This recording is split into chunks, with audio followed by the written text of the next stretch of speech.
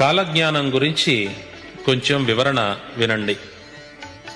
బ్రహ్మంగారు వ్రాసిన కాలజ్ఞానం కలియుగం 5000 సంవత్సరములు పూర్తి అయిన తరువాత ప్రారంభమై 108 సంవత్సరముల ప్రమాణంలో జరుగుతుంది.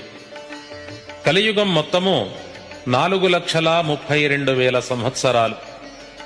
ఇప్పుడు జరుగుతున్నది ప్రథమ పాదం. దీని ప్రమాణం 1,08,000.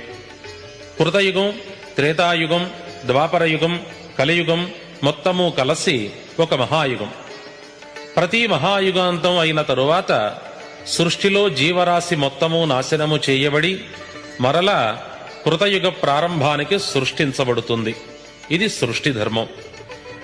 ఈ ధర్మ ప్రకారంగా సృష్టి సమస్తం నశించుటకు ఇంకా 4,27,000 సంవత్సరములు సుమారుగా ఉన్నది.